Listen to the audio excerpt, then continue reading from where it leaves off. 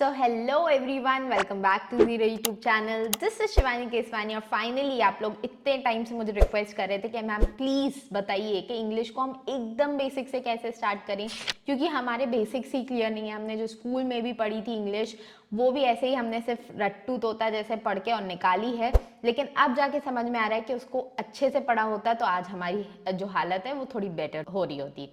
But no worries, मैं आपको एक सॉलिड तरीका बताने वाली हूँ। लाइव डेमोन्स्ट्रेशन करके दिखाऊंगी आपको कि किस तरीके से आप इंग्लिश पढ़ सकते हो और कैसे आपकी इंग्लिश बहुत ही बढ़िया हो सकती है। मैंने खुद 10 नंबर आते थे मेरे शुरुआत मॉक टेस्ट में, और धीरे धीरे धीरे धीरे करके I have scored even full marks in English भी मैंने स्कोर किया है। और मेंस के पेपर में 5 नंबर कम सिर्फ मेरे रहते थे मैक्सिमम मार्क्स से इंग्लिश में। ये इतना अच्छा स्कोर मेरा तभी हो पाया जब मैं धीरे धीरे धीरे धीरे करके सीढ़ी चढ़ी। वही सीढ़ी मैं आज आपको चढ़ाने वाली हूँ, तो अच्छे से इस वीडियो को कंप्लीट करके देखना और इस वीडियो को इस माइंडसेट के साथ देखना कि मैं कुछ पढ़ रहा हूँ, क्योंकि आप इसको अच्छे से पढ़ोगे तब जाके ही आप इसका पूरा यूटिलाइज कर पाओगे। ठीक है, so let's get started without any further delay. ठीक है, तो यहाँ पे हम देखते हैं इंग्लिश को करने के ना हमारे पास 2-3 तरीके होते हैं, और मैं आपको वही 2 तरीके बताने वाली हूँ। ठीक है, इंग्लिश के 2 तरीके कौन से होते हैं? एक आपको बहुत लोग बोलेंगे कि नॉवेल्स पढ़ो आप, ठीक है, और एक आपको बहुत लोग बोलेंगे इंक्लूडिंग मी कि एडिटोरियल्स पढ़ो आप, क्योंकि एडिटोरियल पढ़ने के और भी कई सारे फायदे हैं। नॉवेल्स पढ़ने के आपको उतने फायदे नहीं मिलेंगे, बस हाँ, नॉवेल्स पढ़ना थोड़ा सा इंटरेस्टिंग हो जाता है, तो बच्चे कहते हैं कि हम नॉवेल्स पढ़ेंगे, क्योंकि हमें इंटरेस्ट ही नहीं आता इंग्लिश पढ़ने में। और फिर जब इंटरेस्ट आने लग जाता है तो वो धीरे धीरे स्विच करने लग जाते हैं एडिटोरियल्स पे, है ना। तो नॉवेल्स ना, आपको अगर आप नॉवेल वाला तरीका स्टार्ट करना चाहते हो तो एकदम ईजी और बेसिक नॉवेल से आपको स्टार्ट करना है। अगर आप हिंदी मीडियम के हो तो आप एक और तरीका अपना सकते हो कि फर्स्ट क्लास से 10th तक की जितनी भी इंग्लिश बुक्स आती थी, इंक्लूडिंग ग्रामर और जो भी इंग्लिश की बुक्स आती हैं, वो सारी आप स्टार्ट करो और फिर धीरे धीरे एडिटोरियल पे मूव ऑन करो। लेकिन अगर आपको ये बहुत लंबा तरीका लगता है और आप सोचते हो, देखो एकदम बेसिक है, तो इस लंबे तरीके से मत घबराओ, क्योंकि आज अगर आप टाइम बचाने की कोशिश करोगे और आगे जाके आपके मार्क्स इंक्रीज नहीं होंगे तो आपको बहुत दुख होगा कि काश मैं उस वक्त थोड़ा सा टाइम एक्स्ट्रा लगा लेता और अपना फर्स्ट से 10th की बुक्स कंप्लीट कर लेता। लेकिन अगर आपको लगता है कि नहीं, मेरा थोड़ा बहुत तो बेसिक है और मैं नॉवेल से स्टार्ट कर सकता हूं, तो आप नॉवेल से स्टार्ट करो और धीरे धीरे एडिटोरियल तक आपको जाना ही होगा। आप सोचोगे सिर्फ नॉवेल पढ़ के मैं कर लूं, नहीं, एडिटोरियल से डायरेक्ट आरसीज आते हैं, डायरेक्ट आरसीज फ्रेम होते हैं, इसलिए एडिटोरियल आपको पढ़ना ही पढ़ना है। अब देखो, एडिटोरियल पढ़ने का क्या तरीका है वो मैं आज आपको बताऊंगी, बट काफी सारे लोग द हिंदू से डायरेक्टली स्टार्ट कर लेते हैं। मैंने भी यही गलती की थी, मैंने खुद ये गलती की थी, और मेरे सब कुछ ऊपर से जाता था, मुझे कुछ समझ में नहीं आता था। जेन्युइनली स्पीकिंग मुझे कुछ समझ में नहीं आता था। द हिंदू वाकई में एक टफ पेपर है। जब भी मैं अपने पास्ट टाइम्स को याद करती हूँ तो मुझे समझ में आता है कि वाकई में द हिंदू एक टफ पेपर है। लेकिन हम इस टफ पेपर को कैसे इजी बनाएंगे? वो बनाएंगे द फ्री प्रेस से। द फ्री प्रेस जर्नल करके एक न्यूज़पेपर आता है, जिसके बारे में मैंने अपने पुराने वीडियोस में भी आपको काफ़ी बार बताया है कि मैंने इससे फिर स्टार्ट किया था जब मुझे द हिंदू नहीं समझ में आता था। तो फ्री प्रेस क्या होता है? ये सिंपल आपको टेलीग्राम पे फ्री ऑफ कॉस्ट मिल जाएगा। अभी मैं आपको एक एडिटोरियल डायरेक्टली पढ़ के भी दिखाऊंगी कि कितना इजी उसकी लैंग्वेज है, और जब आप उसको पढ़ने जाओगे आपको सारी चीज़ें समझ में आएंगी। कुछ कुछ वर्ड्स होंगे जो ऑब्वियसली आपकी वोकैबुलरी में एडिशन करेंगे, लेकिन वो फिर भी काफ़ी समझ में आता है। तो एडिटोरियल जो भी हम रीड करेंगे ना, एडिटोरियल को इस मंशा के साथ नहीं रीड करेंगे कि हमें अपना जीए कवर करना है, क्योंकि जीए तो हम ऑलरेडी पीडीएफ से रीड कर ही रहे हैं। मैंने आपको एक बहुत ही बढ़िया वीडियो ऑलरेडी प्रोवाइड किया था कि किस तरीके से पीडीएफ से रीडिंग करनी है, हमें किस तरीके से रिविजन करना है। और अगर अभी तक आपने नहीं देखा है तो वो ज़रूर देख लेना, डिस्क्रिप्शन बॉक्स में उसका लिंक मिल जाएगा।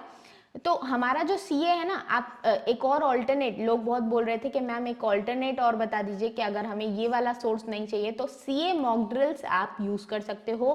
काफ़ी अच्छा सोर्स है, लोगों को काफ़ी बेनिफिट मिला है, मुझे काफ़ी बच्चों ने भी बोला है, तो ये आप ज़रूर यूज़ कर सकते हो।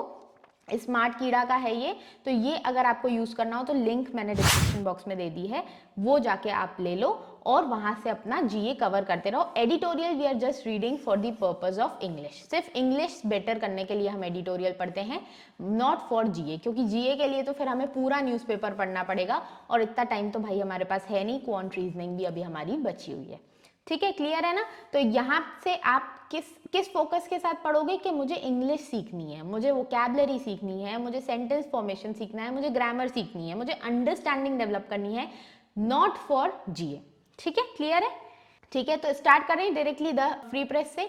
तो यहाँ पे द फ्री प्रेस के न्यूज़पेपर को मैं यहाँ पे ओपन कर लेती हूँ। ठीक है, ये आपको टेलीग्राम पे मिल जाएगा, पेज नंबर है 23। ठीक है, यहाँ पे ये एडिट करके लिखा हुआ है, ये न्यूज़पेपर है। अब मैं इसके पहले आर्टिकल्स आपको दिखा देती हूँ, फिर हम न्यूज़पेपर पढ़ना शुरू करेंगे। एक तो है महा politicians unaware of the impact of media optics. तो जहां भी पॉलिटिशियंस आप पढ़ोगे ना या पॉलिटिक्स पढ़ोगे, ये वाले आर्टिकल्स आपको छोड़ देने हैं, पॉलिटिक्स में जाना ही नहीं है। और इवन पॉलिटिकल सवाल जो भी आपसे इंटरव्यू में कभी किए जाएं, try to abstain replying to them. ठीक है, बोलो कि मेरा ऐसा कोई ना मैंने अभी तक ओपिनियन बनाया है और ना मेरा पॉलिटिक्स में उतनी रुचि है। तो पॉलिटिक्स वाले articles we don't have to read. फिर नेक्स्ट क्या है, relationship in our educational institutes. तो दिल्ली यूनिवर्सिटी ने इंट्रोड्यूस किया undergraduate psychology course navigating intimate relationships. तो यहाँ पे ये भी उतना ज्यादा इंपॉर्टेंट नहीं है। इसके बाद जो हमें आर्टिकल मिलता है ये है द क्यूरियस केस ऑफ धनकर सर। ठीक है, अभी वाइस प्रेसिडेंट ने रिसेंटली रिजाइन किया है, तो उससे रिलेटेड आर्टिकल्स आते रहेंगे कुछ दिन तक। लेकिन जो सबसे इंपॉर्टेंट हमारा यहाँ पे एक मिल जाता है आर्टिकल, वो है 7/11 ब्लास्ट नो अकाउंटेबिलिटी, और हम इसी को पढ़ने वाले हैं, देखने वाले हैं कि किस तरीके से इस आर्टिकल को लिखा गया है और क्या क्या चीजें हैं हमारे पास। ठीक है, तो ये हमें यहाँ पे आर्टिकल मिल जाएगा। अब स्टार्ट करते हैं इस आर्टिकल को पढ़ना। तो ये हमारा आर्टिकल है 7/11 ब्लास्ट नो अकाउंटेबिलिटी। मतलब 7/11 के जो ब्लास्ट हुए थे उसमें कोई अकाउंटेबिलिटी नहीं सेट हो पाई। अकाउंटेबिलिटी सेट नहीं हो पाने का मतलब कोई मिला ही नहीं जिस पे इल्जाम डाला जाए, जिसको आंसरेबल ठहराया जाए कि भाई तुमने किया है ये गुनाह। समझ में आई। अब ये 7/11 के क्या ब्लास्ट थे, इस सारी चीजों को हम आगे पढ़ने वाले हैं। और क्या हुआ ऐसा, आपने भी सुना होगा इस न्यूज के बारे में।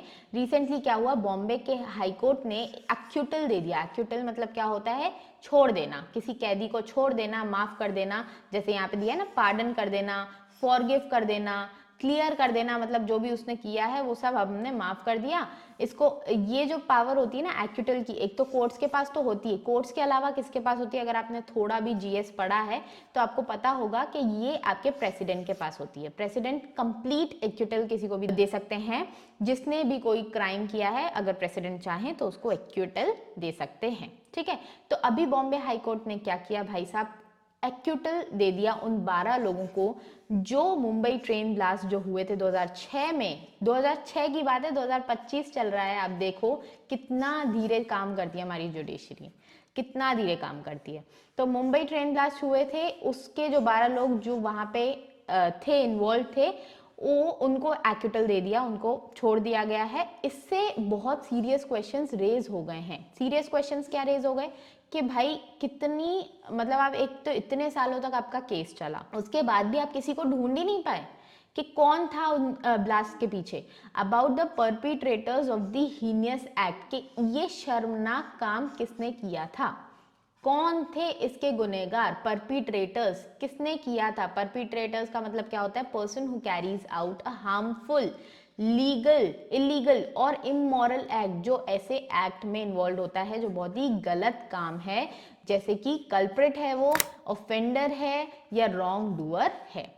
ठीक है, तो ऐसे लोगों को हम परपिट्रेटर बोलते हैं। तो इन परपिट्रेटर्स को छोड़ दिया गया। दैट किल्ड, इस ब्लास्ट में कितने लोग मारे गए थे, 187 तो तभी मार गए और 800 इंजरी हो गई जिनको और वो हॉस्पिटलाइज हो गए। It took merely 6 minutes as packed suburban trains took millions back home that evening for the coordinated bombs and pressure cookers to explode। अब आप कई बार सोचते हो कि इतने लंबे लंबे सेंटेंसेस है, कई बार तो हम भूल ही जाते हैं कि शुरू कहाँ पे हुआ था, खत्म कहाँ पे हुआ था, हमें समझ ही नहीं आ रहा है कि क्या बोलना चाह रहे हैं। तो आप आधा आधा पढ़ो। इट टुक merely 6 minutes, सिर्फ 6 मिनट लगे पैक्ड सब अर्बन ट्रेन्स को, जो पैक्ड थी, पैक्ड मतलब बहुत सारे लोग भरे हुए थे, जिससे लाखों लोग घर जा रहे थे। That took millions back home that evening, उस शाम बहुत सारे लोग घर जा रहे थे ट्रेन से, पैक थी, खसाखस भरी हुई थी, और कोऑर्डिनेटेड बॉम्ब्स प्रेशर कुकर बन के फट गए उस ट्रेन में। ठीक है, तो ये बोला जा रहा है। इस अब समझ में आया ना कि इतने लंबे लंबे स्टेट्स को भी, इतने लंबे लंबे सेंटेंसेस को भी आप कैसे डिकोड कर सकते हो। बट 19 लॉन्ग ईयर्स लेटर, 2006 की बात है, 2025 चल रहा है, 19 साल हो गए, the identity of the mastermind and executors of the brutal attack eludes us all. Eludes मतलब भाग रही है, हमें पता ही नहीं चल पाया, दूर हो गए हम उस रियलिटी से कि भाई ट्रूथ क्या है, किसने आखिर ये सब प्लान किया था, किसने ये एग्जीक्यूट किया था, कौन था इसके पीछे का मास्टरमाइंड, पता ही नहीं चल पाया। अब आपको लग रहा है कि टफ है, ऊपर से जा रहा है क्या? आप खुद मुझे बताना, मेरे समझाने से पहले आपको समझ में आ रहा है या नहीं आ रहा है। अगर समझ में आ रहा है तो पढ़ना शुरू करो फ्री प्रेस को, और कुछ टाइम तक उसी को पढ़ते रहो, जैसे जैसे आपको 1 महीना हो जाए या 2 महीने हो जाए, उसके बाद you can move to another newspaper. ठीक है, तो यहां तक हमने पढ़ लिया। There has been trenchant criticism of how the Mumbai police investigated the case। तो कैसे बहुत क्रिटिसिज्म मिला, मुंबई पुलिस ने कैसे इसको इन्वेस्टिगेट किया। ट्रेंचेंट का मतलब होता है विग्रस और इंसेसिव इन एक्सप्रेशन और टर्म, बहुत ही खराब, शार्प, बहुत खराब क्रिटिसिज्म देखना पड़ा मुंबई पुलिस को कि किस तरीके से उन्होंने इन्वेस्टिगेट किया इस केस को। Among the worst terror strikes in India, ये कोई ऐसी वैसी स्ट्राइक नहीं थी, बहुत वर्स्ट टेरर स्ट्राइक थी जिसमें इतने सारे लोग मारे गए, इतने सारे लोग इंजर हो गए, और उसके बाद भी मुंबई पुलिस ने इसको ढंग से इन्वेस्टिगेट नहीं किया। But the HC judgment is damning, लेकिन एचसी का जजमेंट भी डैमनिंग है। While overturning the special MCOCA court verdict, मतलब एक कोर्ट ने वर्डिक्ट दी थी, उसको ओवरटर्न किया गया। ठीक है, which has handed down the death penalty to 5 of the accused, जिसने, इस कोर्ट ने 5 लोगों को तो डेथ पेनल्टी दी थी और लाइफ इम्प्रिजनमेंट दिया था 7 लोगों को। एचसी बेंच ने क्या किया, जिसके जस्टिस अनिल किल्लोर हैं और श्याम चंदक जी हैं, pointed to several procedural lapses. तो बहुत सारे प्रोसीजर्स जो किए गए ना, मतलब इस केस की छानबीन करते वक्त जो भी प्रोसीजर्स हुए, उन सारे प्रोसीजर्स में लैप्सेस थे, मतलब बहुत सारी गलतियां की गई। फोर्स्ड और फॉल्स कन्फेशंस, मतलब जबरदस्ती लोगों से कन्फेस करवाया गया कि आपने किया है। Miss handling of forensic evidences, जिससे बहुत सारी चीजें पता चल जाती हैं, उन सारी चीजों को भी मिस हैंडल किया गया, अच्छे से हैंडल नहीं किया गया, जिसकी वजह से इस केस को डिसेप्टिव क्लोजर दे दिया। डिसेप्टिव मतलब जिस पे भरोसा नहीं किया जा सकता, जो धोखेबाज होता है, तो क्लोज कर दिया गया क्योंकि अच्छे से इसकी छानबीन नहीं हुई। ठीक है, this is a serious damnation of not only the lower court but also the prosecution. तो सिर्फ ये लोअर कोर्ट का डैमनेशन नहीं, मतलब लोअर कोर्ट की बुराई यहाँ पे नहीं हुई, जिसने वर्डिक्ट दे दी थी कि भाई इतने लोगों को आप डेथ पेनल्टी दो और इतने लोगों को लाइफ इम्प्रिजनमेंट दो, तो उसकी धुलाई तो हुई। प्रोसिक्यूशन और इन्वेस्टिगेशन जो एजेंसीज थी, उनकी भी धुलाई की गई। Questions must be raised about the length of the trial, के भाई 19 साल तक केस चला ये, एंड अपील मिला के 19 साल चला। ट्रायल कोर्ट का वर्डिक्ट आया 9 साल बाद, 2025 में तो ट्रायल कोर्ट का वर्डिक्ट आया, और एक और दशक लग गई, 10 ईयर्स और लग गए एचसी को two way in on the appeals पे बात करने में और अपील्स पे एक निर्णय पे आने पे। The state government desires to challenge the HC judgment in the supreme court. अब स्टेट गवर्नमेंट क्या करना चाहती है कि ये जो एचसी का जजमेंट आया है, इसको ये सुप्रीम कोर्ट ले जाना चाहते हैं। Who knows how many years that case will drag on. अब पता नहीं कि इस केस में और कितना समय लगने वाला है, ऑलरेडी 19 ईयर्स तो हो चुके हैं। However, it is not merely the length of time in court. सिर्फ टाइम की बात नहीं है कि भाई इतना सारा टाइम लग गया कोर्ट्स में, बल्कि during which the accused were incarcerated and tortured, जिस टाइम पीरियड में बहुत टॉर्चर किया गया। अब जब बोल रहे हैं ना, यहाँ पे क्या बोला गया कि यहाँ पे फोर्स्ड और फॉल्स कन्फेशंस हुए, तो कन्फेशन लेने की, आप किसी ईमानदार इंसान या किसी बेगुनाह इंसान से कन्फेशन लोगे तो ऐसे ही तो वो कन्फेशन देगा नहीं, उसको बहुत फोर्स करोगे, उसको टॉर्चर करोगे। तो ये सारा टॉर्चर देखना पड़ा इन सारे अक्यूज को, और पता भी नहीं चल पाया कि अक्यूज एक्चुअल थे कौन। ठीक है, very nature of that investigation that needs close attention, के सिर्फ लेंथ ऑफ टाइम नहीं है, बात इस पे भी है कि किस तरीके से ये इन्वेस्टिगेशन की गई। In no uncertain terms, the investigation into this high-profile case was botched up. बहुत बुरी तरीके से खराब इन्वेस्टिगेशन हुई। बॉच्ड अप का क्या मतलब होता है? एन एरर और प्रॉब्लम कॉज्ड बाय इनएप्टीट्यूड, केयरलेसनेस और मिसमैनेजमेंट। मतलब इतना हाई प्रोफाइल केस होने के बाद भी इतनी बुरी तरीके से इस केस की हैंडलिंग हुई। Mumbai police crime branch first tasked with the job, followed trials and had a list of suspects। तो सबसे पहले क्या हुआ, मुंबई पुलिस की क्राइम ब्रांच को ये केस मिला, इन्होंने ट्रायल्स किए, इन्होंने सस्पेक्ट की लिस्ट बनाई और gathered evidences that led to Indian Mujahideen. तो इन्होंने जो एविडेंस बनाए उसके हिसाब से इस केस के पीछे, इस ब्लास्ट के पीछे कौन था? इंडियन मुजाहिदीन थी। ये एक टेरर ग्रुप है। But the anti terror squad, एक ATS नाम का आपने कई सारी मूवीज में देखा होगा, ATS करके एक ग्रुप है, इन्होंने पैरेलली ये एक डिफरेंट लिस्ट ऑफ सस्पेक्ट्स के साथ आए कि भाई इसके पीछे तो कोई और है, और एविडेंस के हिसाब से पता चला कि prosecution of main associated with the students Islamic movement of India लश्कर तैयबा। मतलब ये इंडियन मुजाहिदीन का काम नहीं है, ये लश्कर तैयबा से रिलेटेड है। दोनों अलग अलग चीजें बता रहे हैं। This coupled with procedural lapses, मतलब प्रोसीजर्स भी अच्छे से नहीं हुए in the identification of the accused, confessions extracted under duress, मतलब उनको स्ट्रेस में रखा गया, उनसे टॉर्चर करके कन्फेशंस निकाले गए, इन कन्फेशंस कॉपी पेस्ट किए गए, as the HC pointed out all smack of incompetence. मतलब जिन्होंने ये काम, जिन्होंने ये इन्वेस्टिगेशन की, स्किलफुली हैंडल ही नहीं करी। ठीक है, फिर क्या बोल रहे हैं, this forces the uncomfortable question, was the Mumbai police really that inadequate and unprofessional in basic investigation? क्या मुंबई पुलिस के पास इतनी भी स्किल नहीं है, इतना भी बेसिक उनके पास प्रोफेशनल बिहेवियर नहीं है कि इतनी सी इन्वेस्टिगेशन उनको कैसे करनी है?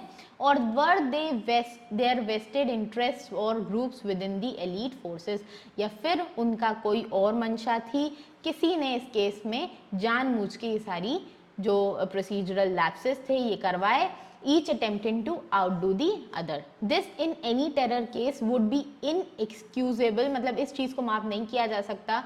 जहां पे 187 लोग मरे, 187 लोग मरे और 800 से ज़्यादा इंजर हो गए, ये शॉकिंग और अनपार्डनेबल है, मतलब इसको माफ़ किया नहीं जा सकता।